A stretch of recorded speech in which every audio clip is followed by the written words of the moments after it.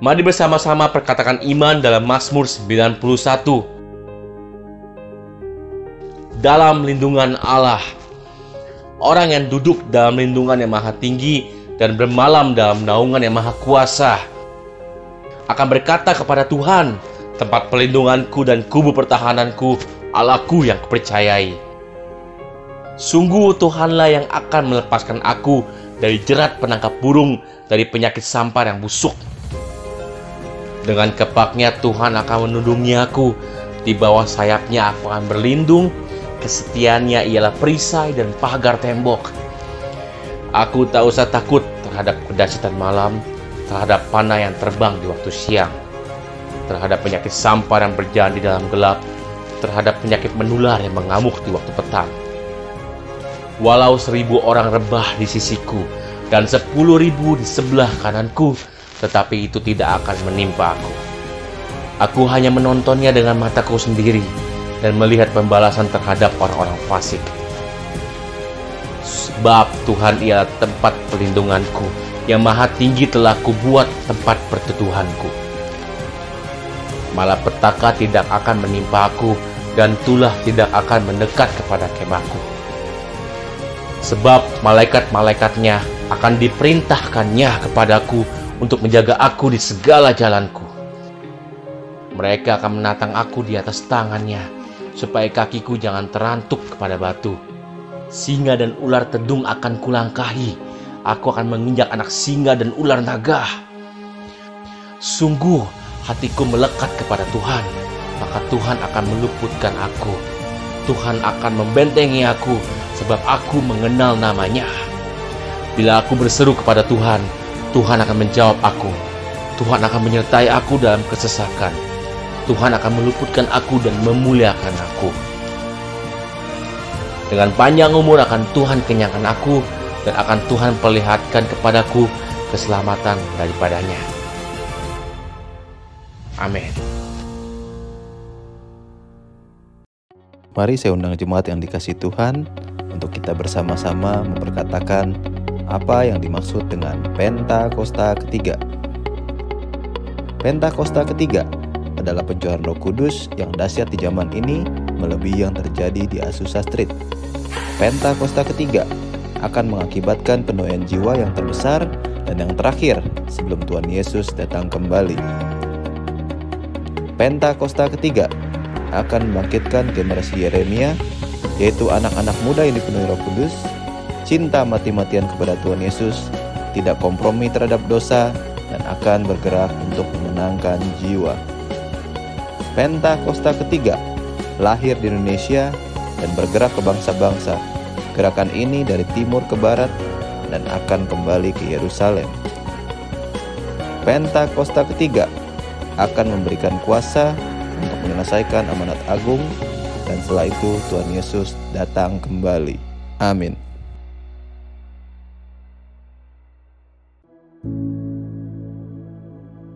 Shalom saudara, saya percaya hari ini kita semua dalam keadaan yang baik dan luar biasa. Dalam Voice of Pentecost kali ini, kita akan membahas tentang 5 makna kenaikan Tuhan Yesus.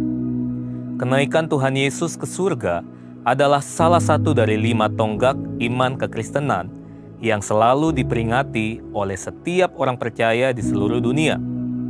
Kelima hal tersebut adalah kelahiran Kristus, kematian Kristus, kebangkitan Kristus, kenaikan Kristus, dan pencurahan Roh Kudus atau Pentakosta.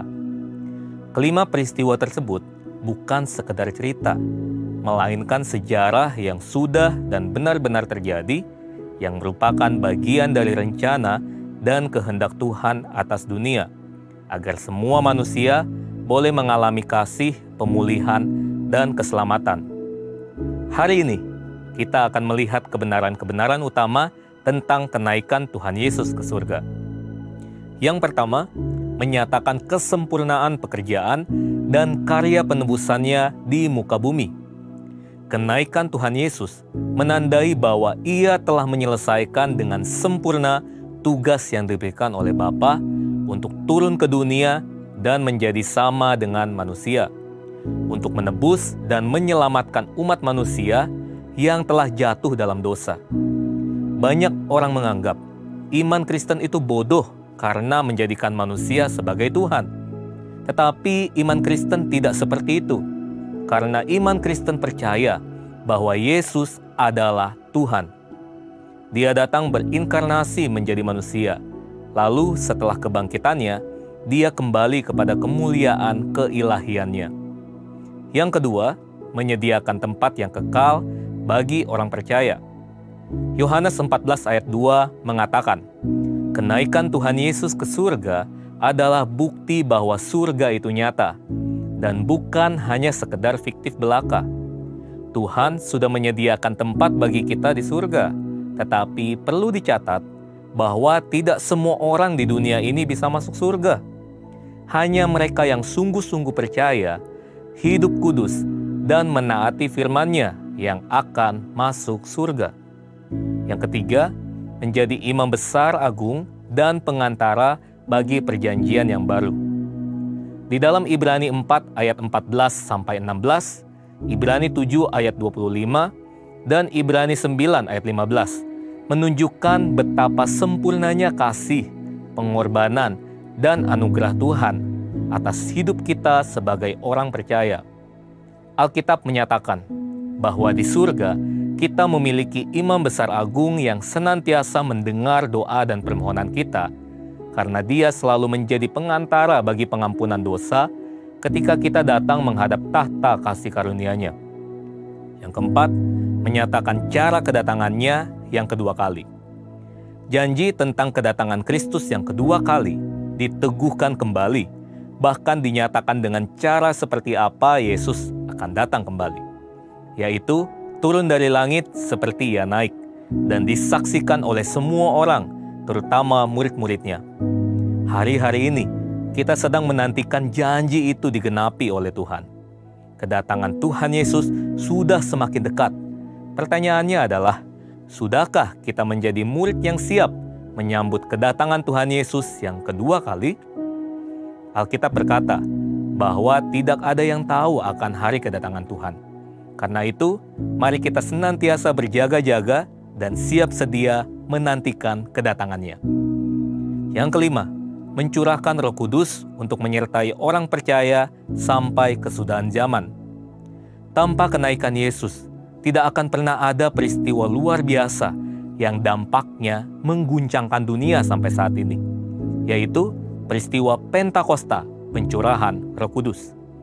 Semua ini telah dijanjikan Tuhan sebelum Ia terangkat, bahwa mereka akan menerima kuasa Roh Kudus untuk menjadi saksi Kristus dari Yerusalem, Yudea, Samaria, dan sampai ke ujung bumi. Tapi kuncinya, Yesus harus naik ke surga sehingga Roh Kudus turun. Kenaikan Yesus menunjukkan bahwa dimulainya satu era yang baru, di mana Allah tidak hanya mengurapi orang-orang tertentu, tetapi Allah mau tinggal dan memenuhi setiap diri orang percaya untuk dipakainya sebagai alat bagi kemuliaan-Nya. Kenaikan Yesus ke surga menjadi jalan bagi tergenapinya kitab Yohanes 14 ayat ke-12. Aku berkata kepadamu, sesungguhnya barang siapa percaya kepadaku, ia akan melakukan juga pekerjaan-pekerjaan yang aku lakukan, bahkan pekerjaan-pekerjaan yang lebih besar daripada itu, sebab aku pergi kepada Bapa. Tuhan Yesus rindu untuk memakai setiap orang percaya. Dia ingin menyatakan kuasa dan kemuliaan-Nya melalui kehidupan kita. Itu sebabnya Dia harus naik ke surga, sehingga oleh karena karya Roh Kudus yang mengurapi, membaptis, dan memenuhi kita, maka semua rencana dan kehendak Allah itu boleh terlaksana dan tergenapi. Sudahkah saudara dipenuhi Roh Kudus? Sudahkah saudara dibaptis oleh Roh Kudus dengan tanda awal berbahasa roh? Sudahkah saudara berjalan tiap hari dalam kuasa-Nya? Karena untuk semua itu, Tuhan Yesus naik ke surga. Saya percaya kita akan semakin sungguh-sungguh untuk menggenapi, melaksanakan kehendak dan rencana Tuhan atas hidup kita. Untuk penjelasan lebih lanjut dari tim teologi kami, silakan buka link yang ada di atas atau scan QR Code yang tersedia. Tuhan Yesus memberkati. Hey Indonesia, it's Andy, Sam and Josh from Planet Shakers here, and we can't wait to be with you for Planet Shakers Abundance Tour. Friday, the 4th of July, we will be there at Central International Convention Centre in Bogor. It's going to be so amazing because the Planet Shakers band will be there and also Pastor Russell will be speaking. So guys, it's going to be a move of God. So you want to come, you want to position yourself because your miracle is in the making.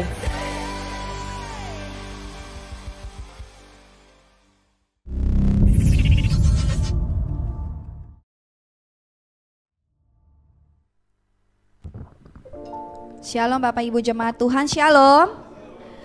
Puji nama Tuhan kalau pada siang hari ini kita boleh dikembalikan berkumpul di tempat ini untuk memuji dan menyembah nama Tuhan. Saya undang Bapak Ibu untuk bangkit berdiri, kita mau bersatu di dalam doa. Haleluya, kita mau persiapkan hati kita untuk masuk dalam hadirat-Nya Tuhan. Kembali Tuhan, terima kasih Bapa pada siang hari ini. Kalau kami ada di tempat ini Tuhan, itu semua karena rencana-Mu bagi kehidupan kami ya Bapa. Kami berterima kasih Tuhan sepanjang minggu ini. Kau sudah memberkati Tuhan, menjaga, memelihara setiap kami ya Bapa. Sebab Kau Allah yang tidak pernah Tuhan melupakan setiap kami Tuhan. Kau pada saat hari ini ya Bapa, kami ingin memuji, kami ingin memuliakan nama-Mu sebagai rasa syukur kami kepadamu Tuhan. Biarlah Tuhan kami mau katakan Engkau Allah yang baik Tuhan atas setiap kami ya Yesus. Terima kasih Tuhan. Kami serahkan ibadah kami dari awal pertengahan hingga sampai pada akhirnya. Biar kuasa-Mu bekerja di tempat ini Tuhan. Kami pulang boleh membawa sukacita yang daripada Engkau. Terima kasih Tuhan, terima kasih Yesus. Hanya dalam nama Tuhan Yesus kami sudah berdoa dan mengucap syukur. Haleluya, haleluya. Amin. Silakan duduk kembali Bapak Ibu Jemaat Tuhan. Kita mau katakan, kita mau naikkan pujian sebab Tuhan Yesus itu baik. Kasih setianya kekal selamanya, tidak pernah berubah dulu sekarang dan selamanya. Haleluya Yesus. Terima kasih Bapa. Katakan Yesus, Kau sungguh baik. Yesus, nama-Mu indah. Yesus, ku cinta Kau selalu, ku tinggikan, ku agungkan selamanya. Yesus, Kau sungguh baik. Yesus, nama-Mu indah. Yesus, ku cinta Kau selalu, ku tinggikan, ku agungkan selamanya. Ku mau memuji-Mu, ku selalu puji-Mu. Ku mau menyembah-Mu, ku selalu sembah-Mu. Kau yang layak terima semua pujian, kemuliaan hanya bagi Tuhan. Kita berikan kemuliaan yang terbaik bagi Allah kita Tuhan Yesus. Mari sama-sama katakan, Yesus, Kau sungguh baik. Yesus, nama-Mu indah. Yesus, ku cinta Kau selalu, ku tinggikan, ku agungkan selamanya.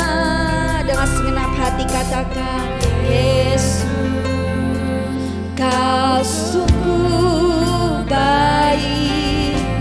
Yesus, nama-Mu indah. Yesus, ku cinta Kau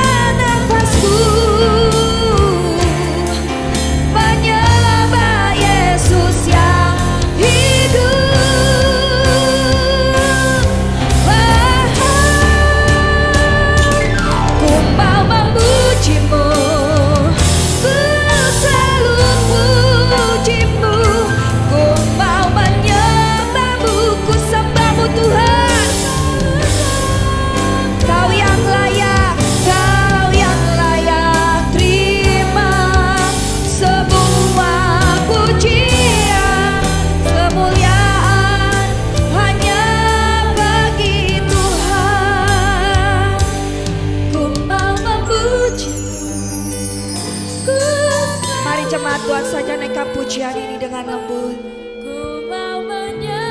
Arahkan hatimu kepada Dia. Yes, Tuhan, kami bersyukur Tuhan. Semua pujian, kemuliaan. Sekali lagi, dengan segenap hatimu bersyukur kepada Tuhan, katakan. Yes, haleluya, Yesus.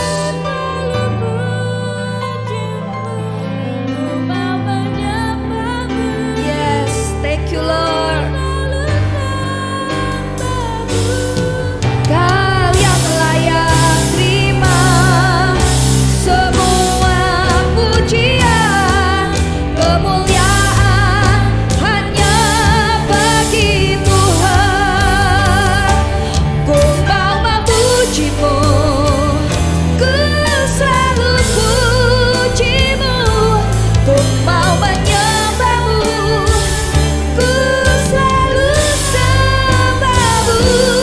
Kau yang layak terima semua pujian, kemuliaan. Sambil mengangkat tangan kita dan sambil berdiri kepada Tuhan, kita sama-sama katakan, ku mau memuji. Yes, haleluya.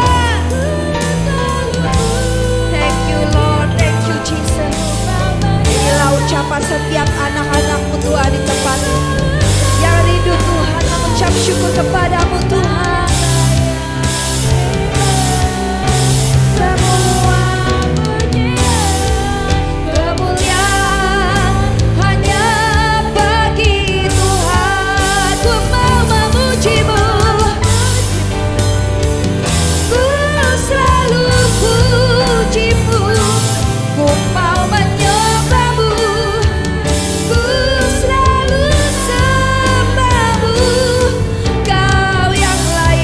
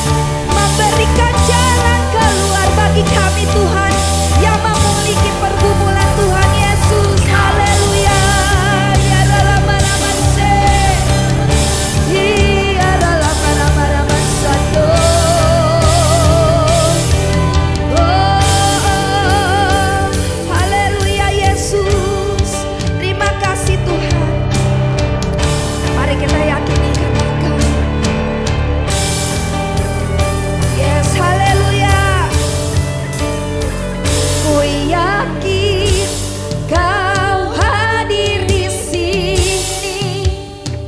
Ku rasakan kuasa yang tak terbatas. Ku yakin Kau nyata di sini. Kemenangan terjadi di sini. Dengan imanmu katakan, ku yakin Kau hadir. Haleluya. Ku rasakan kuasa yang tak terbatas. Ku yakin Kau nyata di sini. Kemenangan terjadi di sini. Mari angkat tanganmu sama-sama katakan, ku yakin Kau hadir di sini. Yes, haleluya. Kuasa yang tak terbatas. Ku yakin Kau nyata di sini. Kemenangan terjadi. Yes, dengan sungguh katakan, ku yakin Kau hadir. Haleluya Tuhan. Kami rasakan Tuhan kuasa-Mu yang tak terbatas. Ku yakin Kau nyata di sini. Kemenangan terjadi di sini. Kesembuhan terjadi. Katakan pemulihan. Haleluya. Oh, terjadi di sini. Haleluya. Oh, haleluya. Yesus, berikan suara-suara yang terbaik buat Allah kita yang dahsyat. Haleluya. Terima kasih Tuhan, terima kasih Yesus. Kesembuhan, kelepasan, pemulihan sudah terjadi di tempat ini Tuhan. Mari kita semua yang percaya sama-sama katakan amin. Shalom Bapak Ibu, shalom Bapak Ibu yang di rumah juga. Apa kabarnya hari ini? Kita luar biasa ya, dahsyat Allah kita. Kita mau kasih salam dulu ya, samping kanan depan belakangnya supaya semuanya nggak tegang ya Bapak Ibu. Kita mau memuji nama Tuhan. Kita mau terbang bersama dengan Tuhan soalnya. Haleluya. Yuk kita mau naikkan pujian ini dengan semangat. Kita katakan, firman-Mu Tuhan pelita bagi kaki kami. Yang bisa melompat buat Allah kita, kita mau lompat buat Allah kita. Kita mau kasih yang terbaik buat Dia.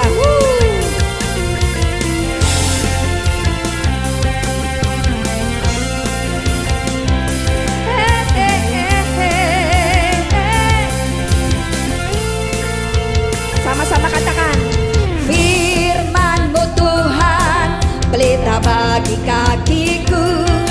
Janji-Mu, janji-Mu terang bagi jalan-jalanku. Kebenaran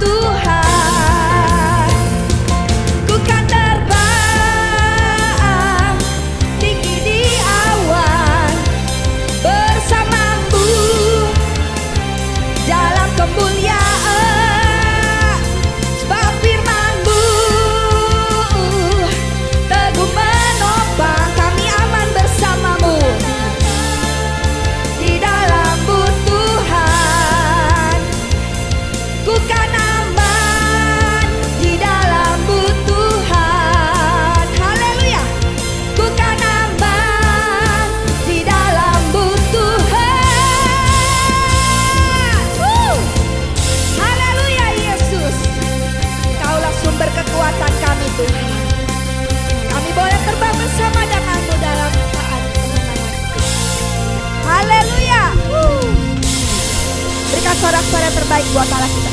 Masih siap berdiri bagi Allah kita, amin. Coba kita mau kasih salam dulu lagi deh Bapak Ibu. Sepertinya semuanya masih pada tegang nih. Haleluya, kita mau kasih senyum lagi. Haleluya, kita katakan Allah dahsyat, Allah sumber kekuatan kita, Allah sumber kuatku.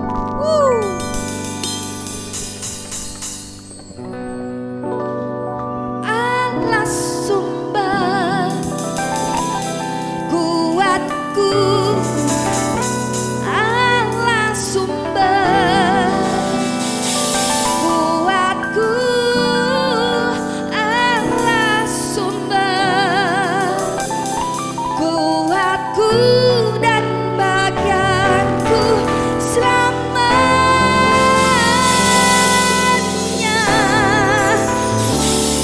selamanya. Haleluya. Tepuk tangan di atas kepalamu Bapak Ibu. Yes. Hanya Engkau milik kami di surga Tuhan.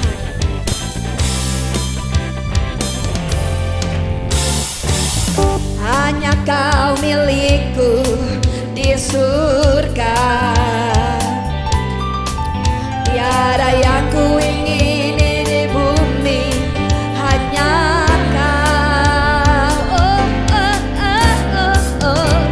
Tak ku andalkan kekuatanku,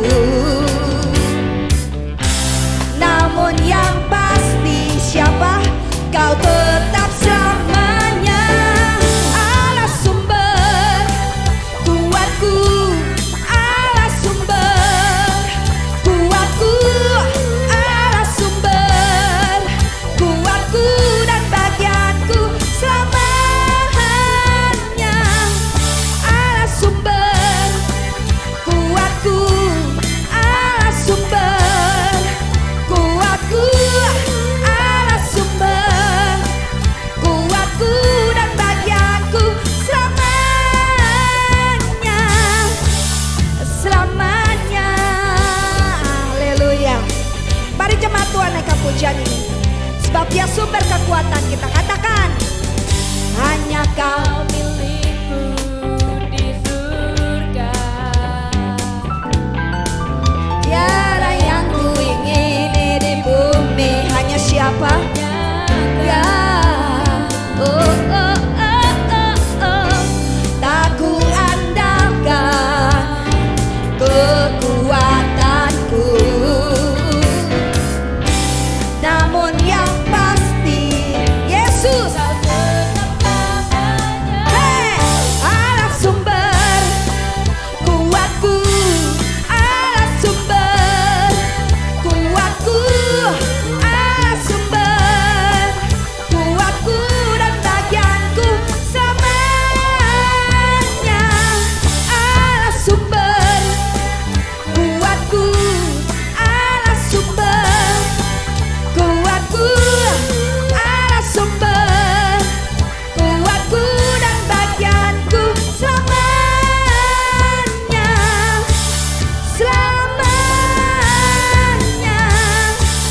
selamanya,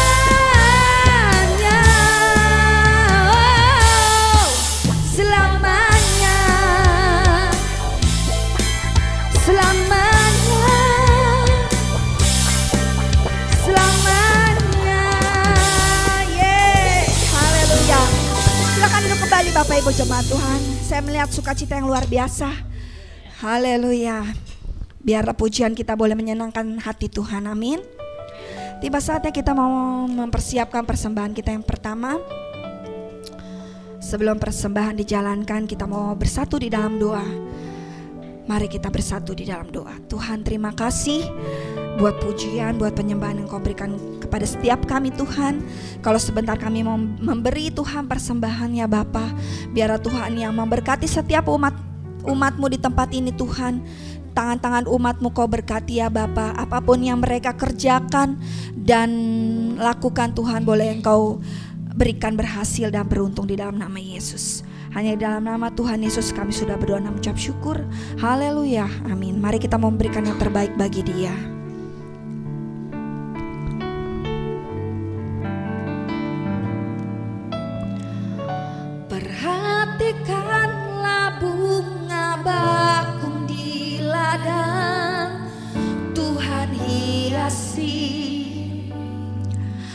tanpa bekerja. Apalagi kita orang percaya, Tuhan pelihara, Tuhan cukupkan. Perhatikan burung-burung di udara, Tuhan beri makan tanpa bekerja. Apalagi kita kesayangannya, Tuhan pelihara, Tuhan sediakan. Saat kau perlu Tuhan tahu, saat kau minta Tuhan dengar, saat percaya Tuhan bekerja, saat menangis Tuhan tahu, saat berdoa Tuhan dengar, saat bersyukur Tuhan berkati. Berikan sorak-sorai tepuk tangan buat Allah kita. Mari jemaat Tuhan sama-sama naikkan pujian ini. Perhatikanlah bunga bakung di ladang, Tuhan hiasi tanpa bekerja. Haleluya. Apalagi kita, terima kasih Tuhan, orang percaya, Tuhan pelihara. Kau memelihara setiap kami Tuhan. Tuhan cukupkan. Perhatikan burung-burung di udara, Tuhan beri makan tanpa bekerja. Apalagi kita kesayangannya, Tuhan pelihara, Tuhan sediakan. Saat kau perlu Tuhan tahu, saat kau minta Tuhan dengar, saat percaya Tuhan bekerja. Yes, haleluya. Saat menangis Tuhan tahu, saat berdoa Tuhan dengar. Saya mengundang semua untuk bangkit berdiri. Angkat tanganmu pada Tuhan, katakan saat kau tahu. Nanti saya serahkan kepada hambanya. Saat percaya Tuhan bekerja, saat menangis Tuhan tahu, saat berdoa Tuhan dengar, saat bersyukur Tuhan berkati, saat bersyukur Tuhan berkati. Oh, saat bersyukur Tuhan berkati.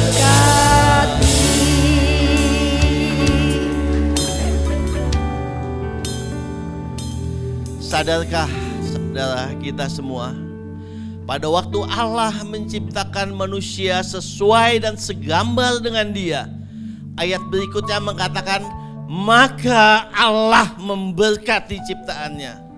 Allah tahu kita tidak dapat hidup tanpa berkat yang daripada Dia. Dari itu saudara yang dikasihi Tuhan, yakin dengan sungguh, bunga bakung yang tidak bekerja Allah hiasi. Rumput yang pagi ini tumbuh besok layu Tuhan pelihara. Apakah lagi kita dikatakan biji mata Allah? Mari kita sadari pemeliharaan Tuhan. Mari kita sadari ada berkat-berkat yang Tuhan sediakan bagi orang yang berharap padanya. Cuma pada pagi hari ini, di mana kita letakkan harap kita? Sudahkah kita meletakkannya pada tempat yang benar? Yang mana Allah yang akan memberikan pertumbuhan bagi berkat-berkat itu. Saudara yang dikasih oleh Tuhan, biarlah pada pagi hari ini kita siapkan hati kita, kita teduhkan hati kita. Kita akan belajar sebentar sebagian daripada firman Tuhan. Marilah kita berseru, Bapa yang di surga, perkenankan sebentar kami boleh duduk diam, membuka hati kami. Engkau yang menguduskan setiap hati, jiwa, dan roh kami. Biarlah kami boleh menjadi umat-Mu yang mendengarkan firman-Mu, dan urapan-Mu turun atas kami. Pengertian daripada firman-Mu yang menuntun untuk kami boleh menerima dan mengambil berkat yang Kau sediakan bagi kami pada waktu awal Engkau menciptakan kami. Inilah kami anak-anak-Mu pada siang hari ini. Kami siap untuk belajar akan firman-Mu. Allah Roh Kudus yang memimpin dan menuntun kami semua. Terpujilah Engkau Bapa. Dalam Yesus Kristus kami berdoa. Amin. Ya, kita kasih tepuk tangan untuk pelayanan pemusik. Boleh silakan di mana? Di situ pada duduk. Oi, luar biasa. Ya, ini gereja yang pemusiknya nggak pernah turun ya. Luar biasa. Memang musik begitu ya, jangan ke bawah, entah ngopi dulu kemana, dipanggil hilang gitu ya. Ini gereja yang luar biasa. Nah, Bapak Ibu yang dikasih oleh Tuhan, kita sering mendengar ya, manusia hidup ini katanya seperti roda yang berputar. Pernah dengar nggak kalimat itu? Kalau roda berputar, ntar kalau kita pegang di sisi bawah tiba-tiba bisa ada di atas nggak? Entar ada di bawah lagi, entar ada di atas lagi. Kalau kita lihat ada benarnya juga loh. Pada waktu kita membaca Alkitab ya, ada tokoh yang mengalami hal yang seperti ini. Ya, kita kenal nggak Daud? Ya, kita tahu semua Daud. Ya. Orang raja yang dari seorang gembala domba, pengembala domba, diangkat Tuhan menjadi raja. Tapi apa yang dialami dalam hidupnya? Kalau kita lihat, kita baca seluruh kisah Daud ya, dia pernah 2 kali dikejar-kejar loh. Ya enggak? Bukan sama satpam, ya, bukan sama kapolsek, sama jenderalnya, ya, sama presidennya, sama rajanya. Pertama dikejar-kejar oleh siapa? Saul kejar-kejar dia. Karena rakyatnya pada waktu dia menang perang bilang Saul mengalahkan beribu-ribu, tapi Daud berlaksa-laksa. Timbul kebencian, ya, dari diri Saul. Ingin dibunuhnya berapa kali ditombak, dikatakan gagal semua. Sampai dia dikejar-kejar. Ya, ada tempat pelarian-pelarian, kalau pernah saya coret-coret di Alkitab saya, ada 41 bahkan 42 tempat dia berpindah-pindah, ya. Capek loh Daud. Tapi Tuhan luputkan. Dia pernah berkata kepada Yonatan, hidup kini 1 langkah jaraknya dengan maut, tapi Tuhan luputkan Daud. Kemudian dia menjadi raja setelah Saul meninggal kan? Dikejar-kejar lagi nggak? Kalau kita baca yang lain, dikejar-kejar sekali lagi sama anaknya, kali ini lebih menyakitkan ya. Siapa namanya? Absalom.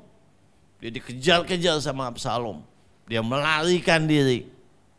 Ya, walaupun pada akhirnya dia terlepas dari kejaran anaknya.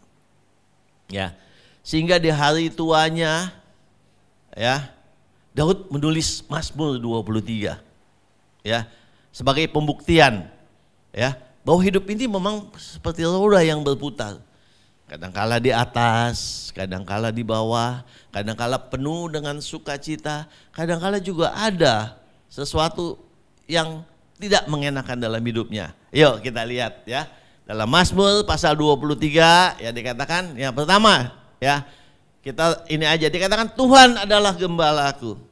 Ya, Daud mengumpamakan dirinya sebagai domba, Tuhan sebagai gembalanya. Dikatakan Daud pernah mengalami apa aja nih? Tuhan adalah gembalaku, dikatakan takkan kekurangan aku. Artinya nggak pernah kurang loh Daud. Dia pernah mengalami apa yang namanya kelebihan, apa yang nggak pernah yang namanya kekurangan yang dialami dalam hidup Daud. Ya, kemudian apa yang dikatakan ini? Ia membaringkan aku di padang yang berumput hijau. Apa harapan seorang domba? Ya, rumput yang hijau. Itulah posisi Daud. Posisi nyaman, posisi di atas, posisi yang enak sekali. Ya. Kemudian yang berikutnya, Saya nggak kelihatan, itu terlalu kecil buat saya, ini aja saya balik badan ya. Kemudian ia membimbing aku ke air yang tenang. Ya, domba makannya, minumnya nggak kayak kita, bisa pakai kayu ambil, walaupun airnya nggak tenang kita ambil dari jauh, dia mulutnya maju ke depan. Dia butuh air yang tenang, itu pun diperoleh Daud. Ya, kita lihat ada air yang tenang, pertama nggak kekurangan, ada rumput hijau, ada air yang tenang yang menyegarkan jiwanya. Enak nggak? Ada pernah masa di atas Daud, masa yang tenang, masa yang enak, masa yang menyukakan. Tapi Daud jujur, ada juga loh masa lain yang dialami dalam hidup Daud ya. Dia katakan, ia menuntun aku di jalan yang benar oleh namanya. Dia selalu dituntun pada jalan yang benar. Pada waktu dia mengakui Tuhan sebagai gembalanya. Nah, poin 4, 5, 6, apakah dia menyangkal Tuhan sebagai gembalanya? Tetap Tuhan adalah gembalanya. Ya. Jadi kita diajarkan kalau ikut Tuhan itu bukan cuma enaknya aja. Ada sisi-sisi nggak enak Tuhan izinkan terjadi dalam hidup kita, iya nggak? Wah, nggak mau ikut Tuhan lagi masa begini hidup saya? Enggak. Daud seorang raja pernah mengalami ya. Ia menuntun aku di jalan yang benar, dimaksud ada lembah kekelaman. Ya, enak gak di lembah kekelaman? Pasti nggak enak. Daud mengalami apa yang namanya lembah kekelaman, penderitaan, dikejar-kejar. Pada waktu dia jadi raja loh, ya nggak enak. Dia mengalami yang nggak enak. Pernah baca Simei nggak? Ada satu tokoh namanya Simei.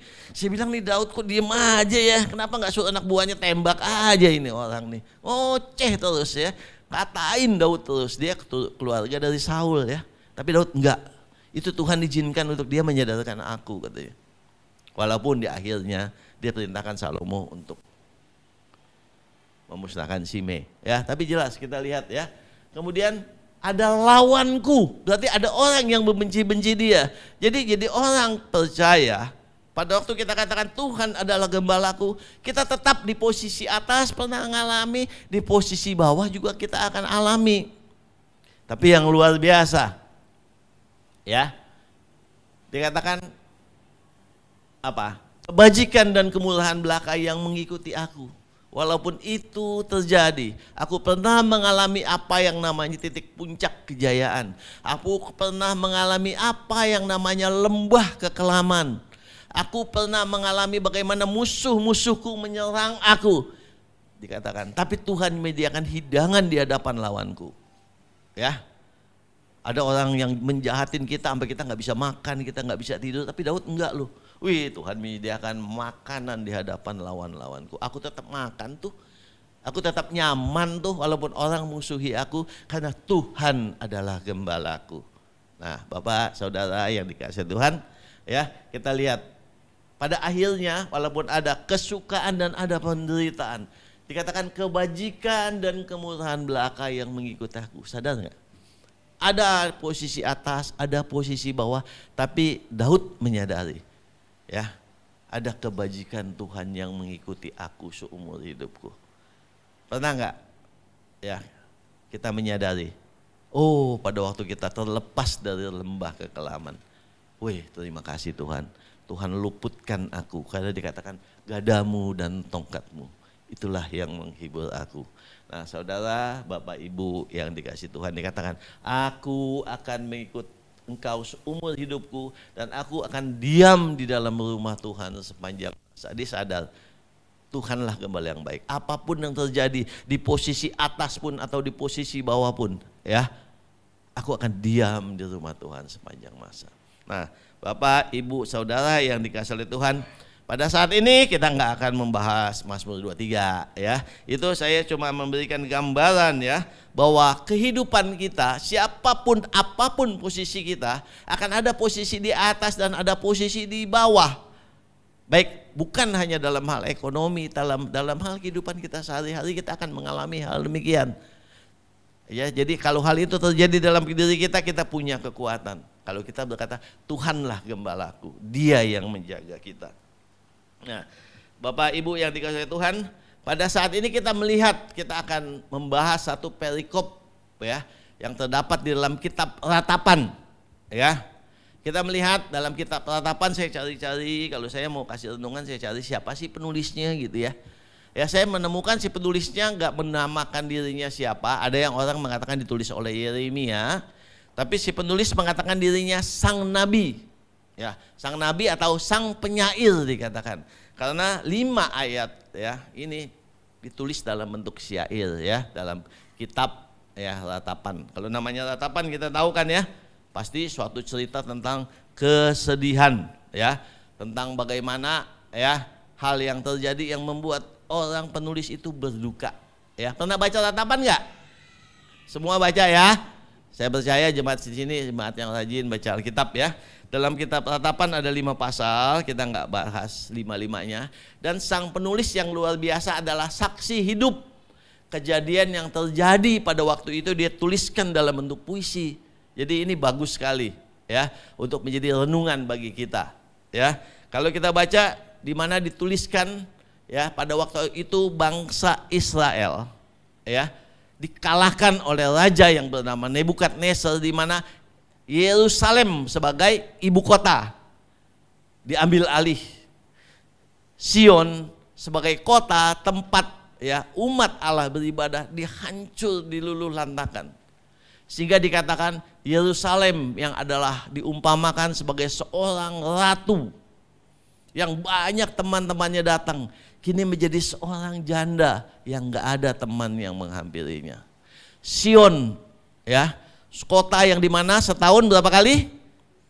3 kali ada perayaan besar ya yang diadakan oleh bangsa Israel. Mereka datang ke Bukit Sion, mereka membawa persembahan, mereka mengadakan 3 kali perayaan.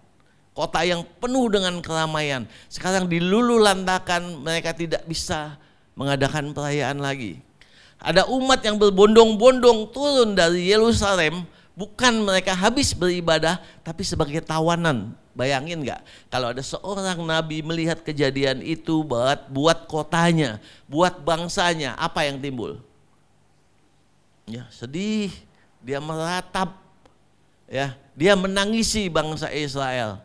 Ya, walaupun nabi ini sudah mengingatkan dari sebelum-sebelumnya, tapi dia tetap meratapinya. Nah, saudara, Bapak Ibu yang dikasihi Tuhan ya. Ya, di tengah ratapan, di tengah kedukaan kita melihat ada poin yang luar biasa. Ya, bagaimana sang nabi memberikan contoh iman. Dia membangkitkan iman bangsa Israel yang sedang berjalan menuju tanah Babel di pembuangan. Ya, kita buka Ratapan pasal yang ketiga ayat 21, 22, 23, 24. Nah, ini ya. Ya. Kita melihat ayat pasal 3 ayat 21, tetapi hal inilah yang kuperhatikan. Pertama yang ditebelin ya. Oleh sebab itu aku berharap, kata firman Tuhan. Ya. Jadi kita melihat ya, sang nabi, sang penyair merubah perhatiannya. Pada waktu yang dilihat tadinya penderitaan, kedukaan, ratapan dan segala macam, dia nggak mau lihat itu lagi. Aku ingin merubah perhatianku, aku ingin merubah fokus hidupku kepada hal yang lain katanya. Dan hal yang lain inilah yang akan menjadi harapanku. Karena oleh sebab itu aku berharap, kata firman Tuhan. Ya, bagaimana dengan hidup kita? Banyak orang yang kalau ada problem fokusnya ke situ aja. Pernah ada satu nabi loh, namanya Samuel. Ya. Pada waktu Saul melakukan kesalahan, dia sedih, dia meratap, sehingga Tuhan negur dia loh. Hei, bangkit Samuel. Saul bukan nolak kamu, tahu nggak? Dia menolak aku katanya. Ya, makan, isi tabungmu dengan minyak, pergi ke rumah Isai, urapi orang yang kupilih nanti di sana sebagai pengganti Saul. Ya, jadi jelas, jangan meratapi, jangan terus terfokus pada satu hal yang membuat kita meratapi satu persoalan. Ya, apa persoalan hidup kita? Tuhan bilang bangkit. Ya. Sebab berkat itu sudah Tuhan sediakan dari awal buat kita pada waktu kita diciptakan. Ya. Kejadian 1:28, maka Allah memberkati. Dia tahu, Allah tahu kita nggak bisa hidup tanpa berkat Tuhan.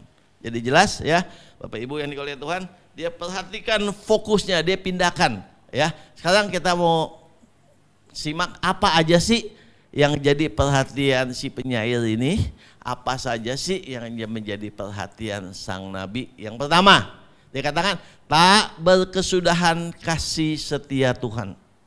Ya, kalau kita membaca poin ini, apa yang menjadi perhatian kita? Ada dua. Yang pertama, setia, dan siapa yang punya kasih setia itu? Mestinya pertama yang kita perhatikan Tuhan yang gede itu. Ya. Sepertinya sang penyair berteriak kepada umat yang sedang berjalan menuju ke Babel. Oi umat Israel, jangan takut, katanya.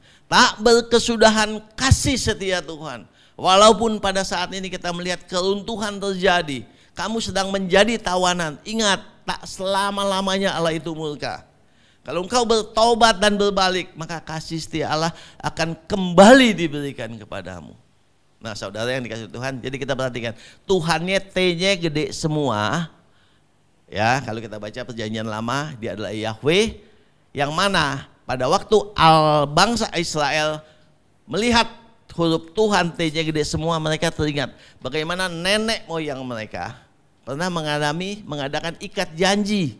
Ya, pada waktu mereka ada di Mesir, Allah sendiri yang berfirman di dalam Keluaran pasal 6 ayat 6, mungkin ayatnya nggak ada, dikatakan, aku akan mengangkat engkau menjadi umatku, kata firman Tuhan, dan aku akan menjadi Allahmu. Inilah ikat janji.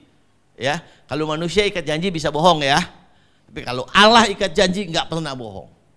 Pada waktu Allah mengatakan, aku akan mengangkat engkau, berarti posisi Allah di mana mengangkat? Barangnya di bawah ya, mengangkat. Kalau Allahnya di bawah, barangnya di atas, aku akan melempar engkau, gitu kan istilahnya ya. Tapi Allah bilang pada Keluaran pasal 6 ayat 6, dicatat aja, aku akan mengangkat engkau menjadi umatku, dan aku akan menjadi Allahmu. Inilah luar biasa Allah Kristen, Allah kita ya. Mungkin zaman dulu, zaman nenek moyang atau kejadian di Israel, Allah yang mereka sembah adalah Allah yang mereka angkat. Mereka bentuk patung bagus-bagus, kemudian aku akan mengangkat engkau, hei patung menjadi Allahku, yang penting kau berkati aku. Gitu kan? Ya, patung-patung di Mesir, ada lembu emas yang dibikin oleh Harun pada waktu itu, dibuat sesuatu yang diciptakan untuk disembah. Tapi Allah Israel adalah Allah yang menyatakan diri kepada umatnya. Inilah covenant yang diberikan, inilah janji ya. Dan itu masih berlaku buat kita sekarang. Ya, karena 1 Petrus 2:9 ditekankan sekali lagi, ya. Engkaulah bangsa yang terpilih, umat kepunyaan Allah, dikatakan. Sama enggak dengan janji Tuhan yang Keluaran pasal 6 ayat 6?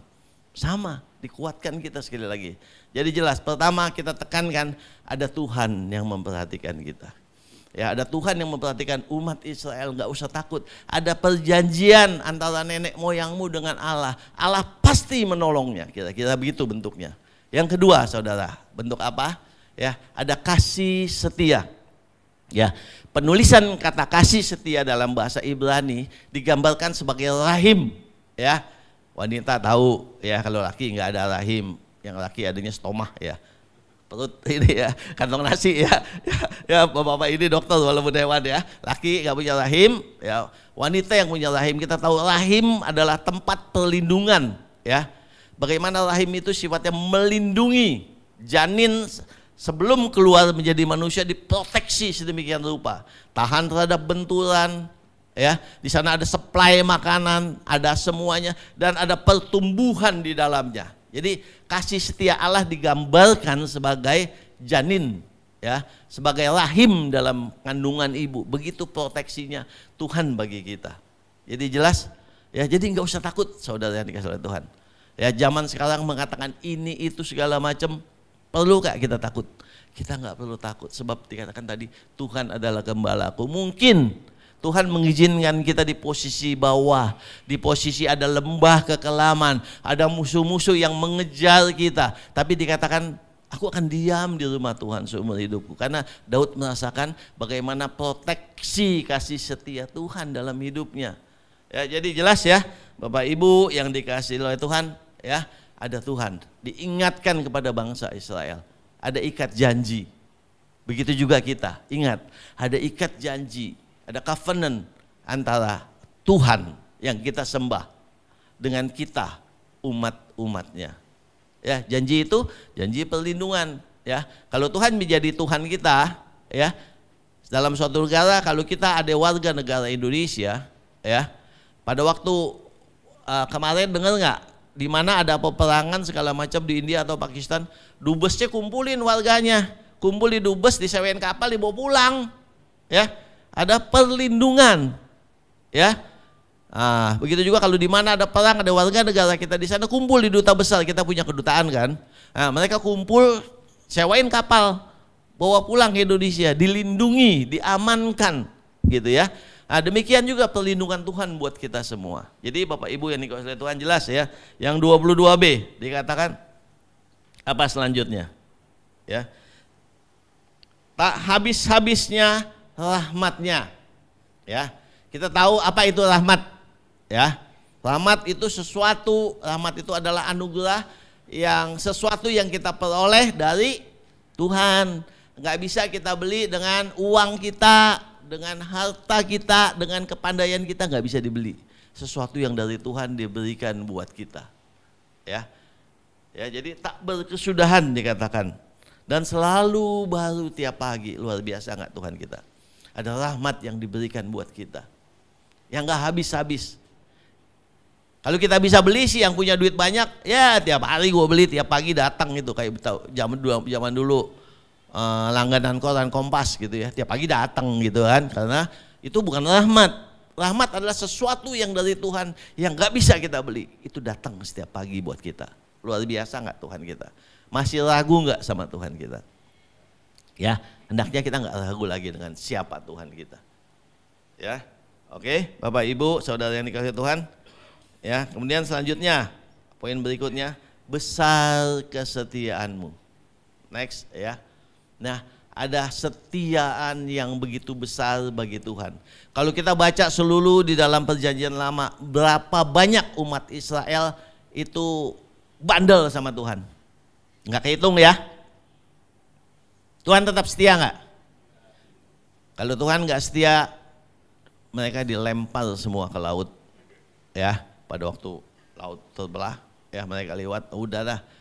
Ya, pada waktu mereka minta air, minta makan, semua Tuhan penuhin. Sampai mereka beroleh menjadi suatu kerajaan sesuai yang Tuhan janjikan. Tuhan tetap setia. Nah, Bapak Ibu yang dikasihi Tuhan, kita jangan ukur kesetiaan Tuhan sekarang. Kalau kita balik, berapa besar kesetiaan kita buat Tuhan? Berapa waktu yang kita sediakan buat Tuhan buat melek aja? Malam-malam ngantuk gitu ya, doanya besok pagi aja deh gitu ya. Ya, berapa waktu yang kita sediakan buat Tuhan? Sebab dalam Mazmur 121 ayat 4 dikatakan, sesungguhnya tak pernah terlelap dan tak pernah tertidur penjaga Israel. Ya, siapa penjaga Israel? Dialah Tuhan kita. Nggak pernah terlelap, nggak pernah tertidur. Ya, seorang ibu pada waktu bayinya baru umur sebulan, 2 bulan, 3 bulan mungkin tidurnya dikit, tapi tetap tidur kan. Kali ini penjaga kita nggak pernah terlelap, nggak pernah tertidur, artinya matanya terus memperhatikan kita. Kalau nggak tidur bukan karena begadang, main handphone, bukan. Tapi matanya tertuju memperhatikan kita semua. Setia nggak Allah kita ya kalau kita punya Allah yang seperti itu? Jelas ya. Kemudian berapa kali, sering kali kita meragukan pertolongan Tuhan. Tuhan tolong gak sih ya? Tuhan mana nih? Saya sudah berdoa sekian lama kok pertolongannya gak datang juga. Di mana Tuhan? Sering kali gak kita meragukan pertolongan Tuhan? Dalam Yesaya pasal 59 ayat 1 mengatakan, sesungguhnya tangan Tuhan tidak kurang panjang ya untuk menyelamatkan, dan pendengarannya tidak kurang tajam untuk mendengar doa-doa kita. Masih kita menyaksikan Tuhan? Ya, karena Yesaya dengan jelas mengatakan tangannya nggak kurang panjang loh. Tuhan nggak pernah nggak nyampe. Saya nggak nyampe jamah Bapak.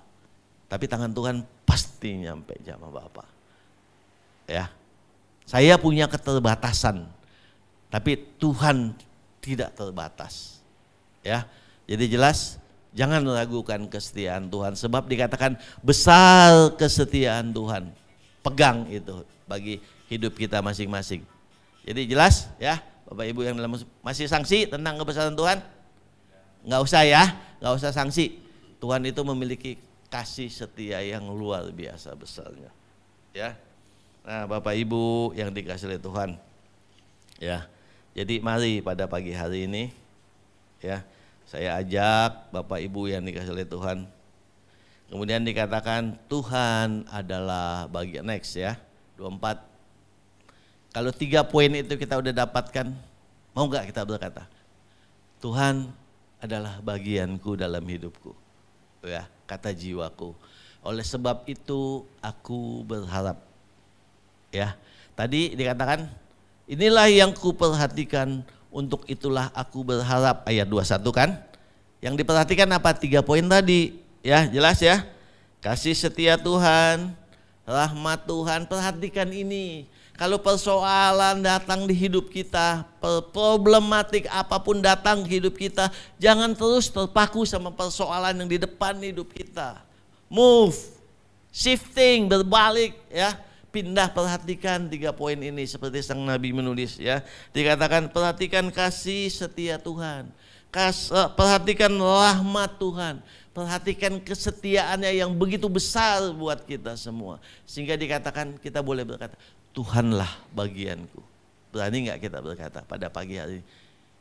Tuhanlah bagianku. Ya. Untuk itulah aku berharap. Jadi ada harapan. Kalau Tuhan kita nggak jadikan bagian kita, mau ditaruh di mana pengharapan kita? Pertanyaannya. Dengan kekuatan kita? Dengan pengharapan kita? Orang yang meratap nggak punya pengharapan, ya nggak? Terus nangis, nggak ada pengharapan, dia harus bangkit, ya nggak? Nah, ratapan sang Nabi mengajarkan kita pada pagi hari ini. Pindahkan perhatian kita yang pertama. Kemudian perhatikan 3 poin ini, ya, dan kita dapat berkata, inilah yang kuharapkan, ya, ya. Pada pagi hari ini, firman Tuhan yang singkat, nggak panjang, saya mengajak, yuk kita taruh harapan kita pada porsinya yang benar. Sebab seseorang yang tanpa harapan itu seperti kapal yang diombang-ambing, ya enggak? Diombang-ambing ke sana kemari, yang enggak ada harapannya sih. Ya, sebab firman Tuhan Ibrani pasal 6 ayat ke-19 next katakan ya, pengharapan itu adalah sauh yang kuat. Sauh itu apa? Jangkal, ya, yang kuat bagi jiwa kita yang telah dilabuhkan sampai ke belakang tabir. Ya, jelas. Kalau kita punya pengharapan, ya, kapal hidup kita ini yang kita labuhkan kepada tempat yang benar, nggak akan bergerak. Pernah nggak lihat kapal yang gede di pelabuhan? Nggak bergerak walaupun ada ini. Dia pasang jangkarnya, masuk ke dalam sampai ke belakang tabir, sampai masuk ke pasir, ke batu karang, kuat kokoh. Ya, sekali lagi saya ajak Bapak Ibu yang dikasihi Tuhan, jangan nggak punya pengharapan. Ya, taruh pengharapan kita pada suatu pribadi yang namanya Yesus. Ya, pada waktu kita labuhkan pengharapan kita kepada Tuhan Yesus, pengharapan itu menjadi jangkar yang kuat, menjadi sauh yang kuat, tertancap jauh ke dalam, sehingga kita nggak terombang-ambing lagi. Ya, sekalipun aku berjalan di dalam lembah kekelaman, kata Daud, aku nggak takut bahaya, sebab gadamu dan tongkatmu itulah yang menghibur hidupku. Dan kemudian pada akhirnya dikatakan, aku akan diam di rumah Tuhan. Ada suatu kenyamanan, ya, di sepanjang masa. Aku akan diam di rumah Tuhan. Ya, saya nggak tahu posisi Bapak Ibu sekalian. Tapi satu hal yang pagi ini yang diajarkan oleh sang Nabi, dia mengalami masa-masa sulit, masa-masa kekalahan, ya, yang mana rakyatnya dijadikan budak di pembuangan, Ya, yang mana kotanya dihancurkan. Mungkin bisnismu, hidupmu sedang dihancurkan. Tempat penyembahanmu dihancurkan. Kamu malas, kita mulai malas beribadah. Penyembahan kita dihancurkan, tempat kita menyembah Tuhan. Mari kita lihat kasih Tuhan, kemurahan Tuhan, rahmat yang besar buat kita pada pagi ini. Dan kita labuhkan, jangan cuma lihat doang. Kalau lihat nggak ada gunanya, kita labuhkan menjadi pengharapan buat kita semua. Oke? Jelas? Mari kita renungkan firman Tuhan yang singkat, yang sederhana ini. Tapi saya percaya akan mendatangkan kekuatan bagi kita semua kalau kita berkata, amin Tuhan. Aku mau shifting, aku mau alihkan pandanganku enggak pada hal kekalahanku, aku mau jadi pemenang. Oke? Tuhan berkati. Oke, terima kasih. Dan sebentar kita mau menaikkan setiap doa syafaat kami. Mari kita angkat, bangkit berdiri. Oh ralapa syaralapa takaya ralapa ya ralapa ya. Syaralapa takaya ralapa ya ralapa ya ralapa ya ralapa ya. Koralapa takaya ralapa syaralapa takaya ralapa ya ralapa ya ralapa. Kiaralapa takaya ralapa ya ralapa ya ralapa ya. Kami mengucap syukur Tuhan buat kasih-Mu pada siang hari ini. Engkau menyertai setiap kehidupan kami semua ya Tuhan. Engkau menuntun dan melawat setiap kehidupan kami. Dan kami percaya ya Tuhan, anugerah-Mu menyertai setiap kehidupan kami semua. Pada siang hari ini Tuhan, kami berdoa buat hamba-Mu, Bapak Pendeta Andre ya Tuhan, yang sudah menyampaikan kebenaran firman-Mu. Kami percaya Tuhan, Engkau terus Tuhan menyertai. Engkau memberkati hamba-Mu Tuhan. Engkau memberkati seisi rumahnya ya Tuhan. Keluarganya Engkau berkati, Engkau lindungi ya Tuhan. Kesehatan, kekuatan yang daripada-Mu, umur panjang Engkau berikan dalam kehidupan hamba-Mu ini ya Tuhan. Kami percaya melalui keluarga ini Tuhan, nama-Mu akan dipermuliakan. Kami juga berdoa Tuhan buat gembala pembina kami, Bapak Pendeta Insinyur Niko Nyotora Harjo, beserta Gembala CK4 Bapak Weliar Kauntu, beserta Gembala Rayon, Gembala Cabang Khusus Tuhan, Gembala Kul Tuhan. Kami percaya Engkau memberkati dengan berlimpah-limpah kesehatan, kekuatan daripada-Mu Engkau juga limpahkan ya Tuhan. Demikian juga kami menyerahkan Tuhan secara khusus untuk gembala kami di tempat ini, Bapak Pendeta Immanuel Stopo beserta keluarganya, beserta wakil dan keluarganya, beserta tim KOR ya Tuhan. Kami percaya ya Tuhan, Engkau urapi, Engkau pakai setiap kami semua Tuhan, untuk menjadi berkat dan menjadi alat-Mu ya Tuhan, untuk terus menuai Tuhan jiwa-jiwa ini ya Tuhan. Kami percaya ya Tuhan, Kau berkati Tuhan, Kau berkati setiap kehidupan kami semua. Kami juga berdoa Tuhan untuk presiden kami dan wakil presiden kami beserta jajarannya. Engkau berikan takut akan Tuhan dalam memimpin bangsa ini, sehingga bangsa ini menjadi bangsa yang mengasihi Engkau, bangsa yang menghormati Tuhan, bangsa yang cinta akan Tuhan. Dan kami percaya ya Tuhan, penuaian jiwa terjadi atas bangsa kami Indonesia ya Tuhan. Kami juga berdoa untuk penuaian jiwa yang terbesar di akhir zaman ini. Kami percaya ya Tuhan, Engkau memberkati setiap orang-orang ya Tuhan yang belum percaya akan Engkau. Engkau akan bukakan mata mereka ya Tuhan, sehingga mereka melihat keselamatan itu, mereka melihat terang itu, melihat Kristus Tuhan, dan mereka menerima Engkau sebagai Tuhan dan Juru Selamat dalam setiap kehidupan mereka semua. Engkau berkati Tuhan, Engkau jamah setiap orang-orang dewasa Tuhan, anak-anak Tuhan. Kami percaya ya Tuhan, orang-orang muda akan Kau pakai dengan dahsyat dan luar biasa. Kami juga berdoa ya Tuhan, setiap orang-orang yang memberkati kami Tuhan, gereja-Mu DGBI Home ini kami percaya Engkau berkati dengan berlimpah-limpah ya Tuhan. Kesehatan, kekuatan daripada-Mu juga Engkau limpahkan atas kehidupan mereka semua. Kami juga berdoa menyerahkan untuk lingkungan di mana kami berada Tuhan.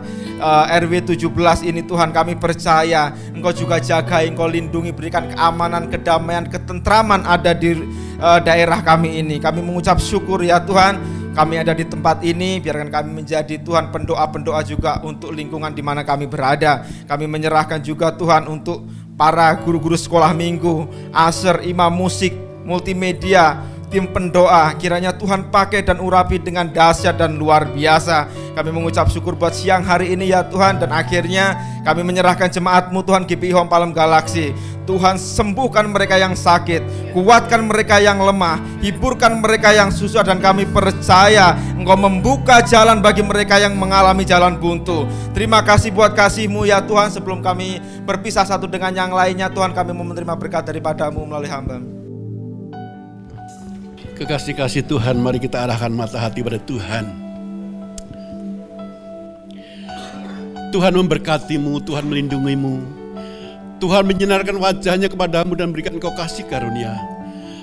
Tuhan memandangkan wajahnya kepadamu dan berikan engkau damai sejahtera. Terimalah berkat yang berlimpah-limpah dari Allah Bapa yang Maha Kuasa, di dalam kasih yang sempurna dari Yesus Kristus, Putranya yang tunggal Tuhan kita. Penyertaan dan penghiburan daripada Roh Kudus kiranya menyertai saudara dan saya hari ini sampai kekal selama-lamanya. Kiranya Engkau memberkati aku berlimpah-limpah.